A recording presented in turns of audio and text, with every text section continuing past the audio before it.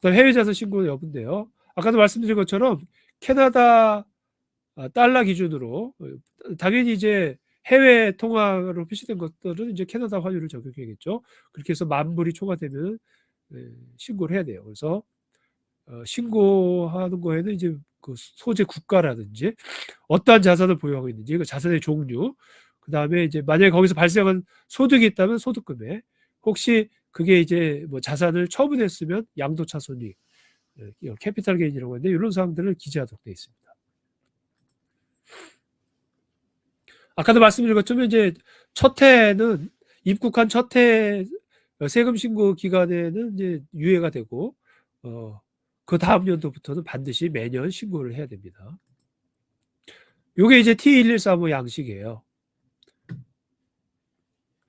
그래서 이제 이렇게 돼 있어요. 이렇게 돼 있는데 이름은 원래 Foreign Income Verification Statement라고 돼 있어요. 그러니까 원래는 해외 소득에 대한 것을 증명, 확인하기 위한 이제 명세서다 이렇게 돼 있죠. 근데 이 해외 소득이라는 게 자산에서 나올 거니까 자산을 밝혀라 이거죠. 자산을 밝히고 그 해외 자산과 관련된 소득도 기재하라 이렇게 되어 있죠. 그래서 이제 10만 불 초과되면 이렇게 하고 있고 25만 불을 기준으로 보고 양식이 약간 달라요. 그래서 간단 보고 방식과 상세 보고 방식으로 나뉘는데 그거는 이 양식을 보면 이제 나와 있습니다.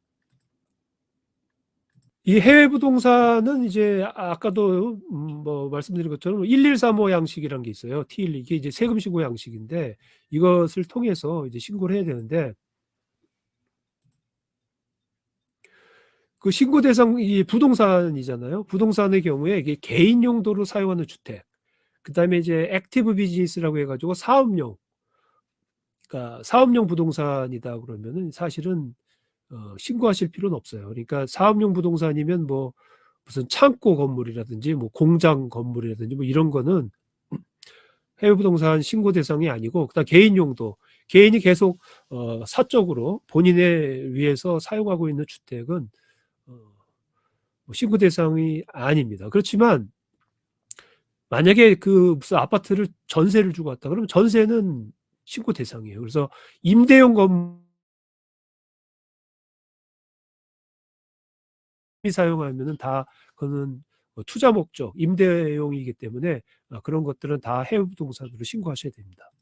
그다음에 유의하실 사항이 있는데 일단 이러한 그 해외 부동산의 경우에는 반드시 그 입국 일자, 거주하기 시작한 시점의 시장 가격을 알고 계셔야 돼요.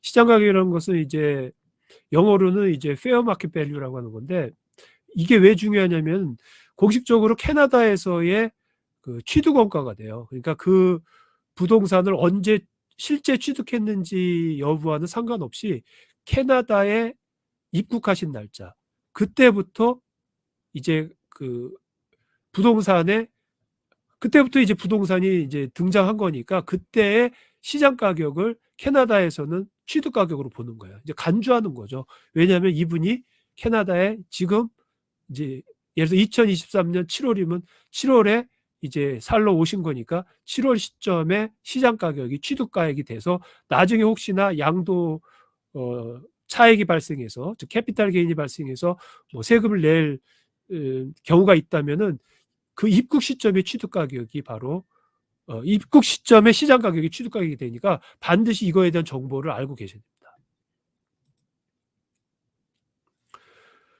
지금 캐나다 거주 그러니까 이 말은 뭐냐면 캐나다 거주 이전에 예를 들어 7월 1일 날 입국하셨다. 2023년. 그럼 7월 1일 이전에 발생한 그 캐피탈 게인, 즉 양도 차익에 대해서는 미실현 이건 과세 대상이 아니에요. 그래서 즉 그 캐나다 입장에서는 언제부터 가치 증가분을 산정하냐면 입국 시점부터 오른 거 그것만 보는 거예요. 앞으로. 그러니까 이 입국 시점에 취득 원가가 높으면 높을수록 좋겠죠. 나중에 차액이 만약에 생길 때 취득가액이 높으면 그 양도 차액이 줄어들 테니까. 그렇기 때문에 어쨌든 뭐 그렇게 뭐 임의로 정해서는 안 되지만 어쨌든 시장 가격을 정확히 알고 있으셔야 됩니다. 그리고 그러한 정보가 어떤 식으로든 갖고 계셔야 돼요. 증빙이. 그게 중요합니다.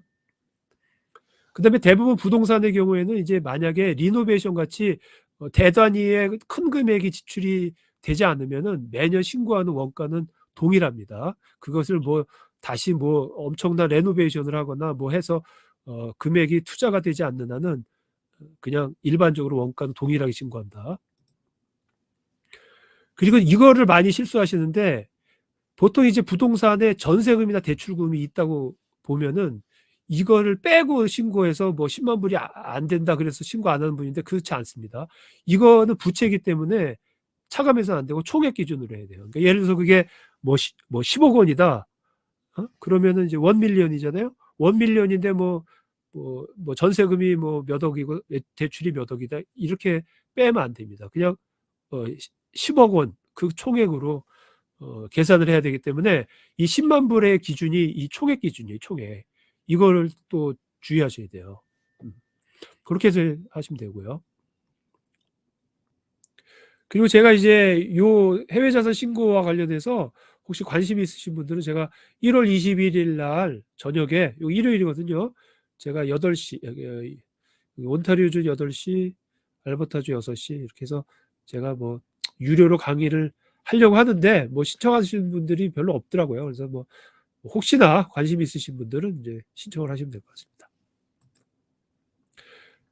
그리고 혹시 이제 세금 신고용 체크리스트를 받으신 분들도 있고 또 못 받으신 분도 있을 수 있어요. 그런 분들은 요 캐나다 엑스 856으로 이제 연락을 주시면 이제 제가 이제 뭐 보내드리도록 하겠습니다. 뭐 무료니까 이렇게 하고요. 그래서 혹시 이제 문의사항이 있으면은 연락을 주시면 뭐 되고, 그다음에 제 구독과 좋아요, 알람 설정도 좀 부탁드립니다. 뭐 이걸 꼭 말씀을 드려야지 또 눌러주셔서 이렇게 하고 있습니다.